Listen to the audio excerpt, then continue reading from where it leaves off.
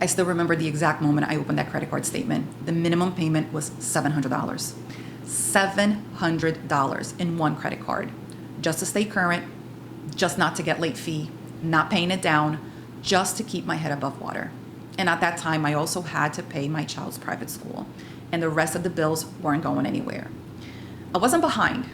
I wasn't in collections. From the outside, everything looked fine.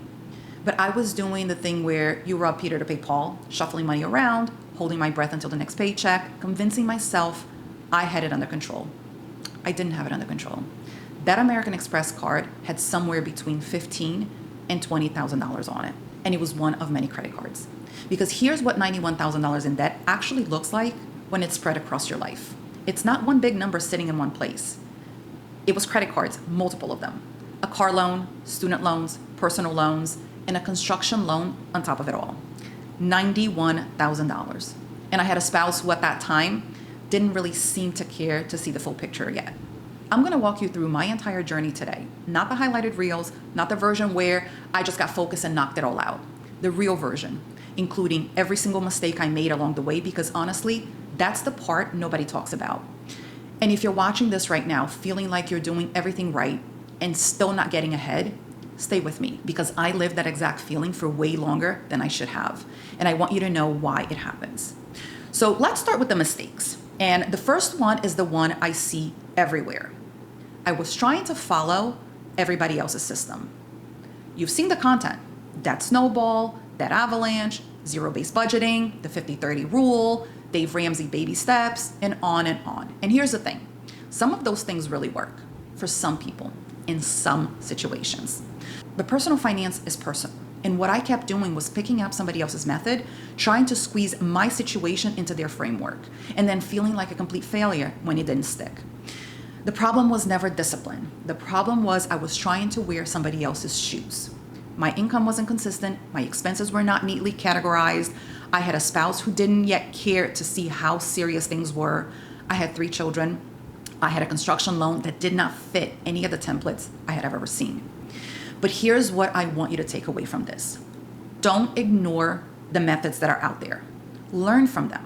There's wisdom in all of them, but only apply what actually fits your life. Take what works for your income, for your family, for your schedule, and leave the rest. The goal isn't to follow a system perfectly. It's to build something that's actually functioning inside your real life, your real finances. Because that shift of thinking, that was huge for me. And it took me way too long to get there. Now, the second mistake I was making was not having a cushion. No buffer, no emergency fund that actually worked like an emergency fund. And so every time something unexpected came up, and things always come up, it would derail whatever progress I've made. One car repair and the plan fell apart. One expected bill, and I was right back to the minimum payment on everything, starting over again. I thought the whole point was to throw every available dollar at the debt. I was wrong. You need a cushion, not a huge one. Even $500 sitting is still enough to protect your momentum, because without it, you're not building a plan. You're building something that collapses the first time life gets inconvenient. And that leads me right into mistake number 3, which is honestly the hardest one for me to say it out loud. I paid minimum payment for way too long on too many accounts, including the American Express. Here's what nobody tells you about the minimum payment. They are designed to keep you paying forever. The math is built against you from day one. You're barely touching the principal, you're feeding into interest every single month, and watching the balance barely move. I knew this intellectually. I understood it. But when you're stretched thin and the minimum is all you can make without something else bouncing, you tell yourself it's temporary. You pay more next month. Next month comes, nothing changes. And you tell yourself the same thing again and again and again. For me, months turned into a year. A year turned into longer than I wanted to admit. And if I could go back and tell myself one thing, it would be this. Pick one account and attack it. Just one. Even if it means paying minimum on everything else for a while. The momentum of actually closing an account, actually seeing that balance hit 0, it's worth more than having the perfect mathematical strategy. Okay, now mistake number 4 is lifestyle creep. The income went up and spending went up with it. It will sneak up on you in ways that feels completely reasonable in the moment. A nicer dinner out, a small upgrade here, a subscription you don't get around to canceling. And before you know it, the raise that you got didn't move the needle on your financial situation at all. We had a decent income. And when that income started to increase, which it did once we actually sat down and looked at the full number, we had a choice. Let the spending grow with it or redirect it towards the debt. For way too long, our spending grew. And that is the time that I can never get back. Now, to mistake number 5, nothing was written down. I was running the whole thing in my head. I knew roughly what was in the account. I knew roughly what was due. I thought I had a handle on it. I did not have a handle on it. When I finally sat down and wrote everything down, every bill, every due date, every minimum payment, every balance, I was honestly shocked.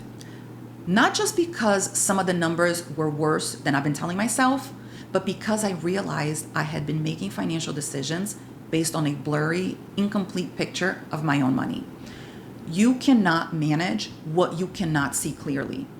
And the act of writing it down to the penny, nothing left out, was the first moment in a long time that I felt like I actually had some control.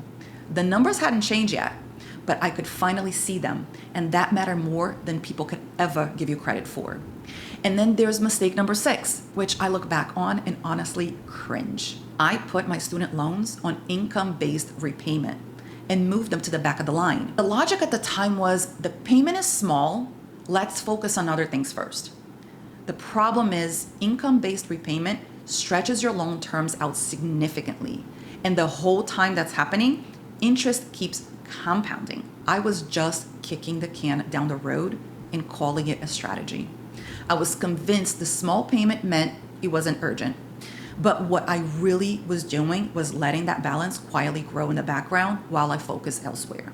Student loans need to be front and center. Instead, they sat in the back getting heavier while I convinced myself I was handling it. If you have student loans right now that you are deprioritizing because your payments feel manageable, please take a second look at what your loan is going to cost you over the full term. The payment being small doesn't mean the problem is small. So with all those mistakes stacked against me, here's where things finally started to shift. It wasn't a book, it wasn't a course or a method found online. It was pure desperation. I was living paycheck to paycheck, not because we didn't make enough money, but because nothing was organized. I was constantly losing track of what had been paid, what was still coming up, what we had left to work with. And then you have 2 people that were looking at finances completely different. And my husband at this point wasn't fully in it with me yet. He didn't care to see the full picture at the time. It wasn't until I sat him down and put the entire numbers in front of him. Every account, every balance, everything we owed, the interest rate that was killing us, that it finally clicked for him. Seeing $91,000 written out, all of it at once, that was the moment he understood the severity of what we were dealing with. And from that point, we were in it together. But before that happened, I was mostly managing it on my own in survival mode. And out of pure necessity, I stumbled upon something that changed how I thought about money. I stopped trying to manage the whole month. The whole month was too much for me. It was overwhelming every time I tried to look at it. So one day I decided to just look at the next paycheck. What do I have coming in? What was due between now and the next paycheck after that? That's it. Nothing outside that window existed. I listed everything in a 2-week stretch. I matched it to the check. I paid those things first before anything discretionary, before anything else got moved around.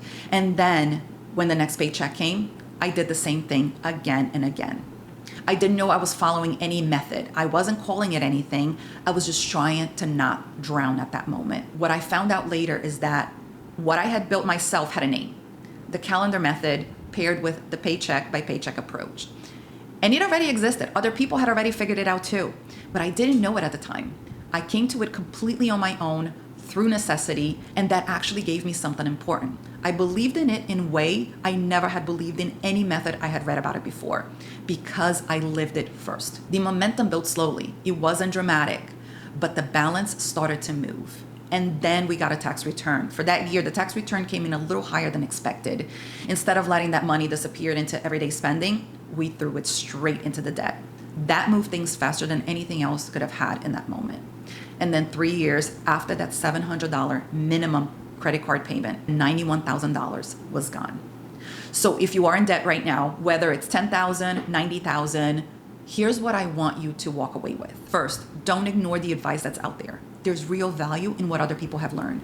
Study the method, understand the principles, and then filter out everything through your own life.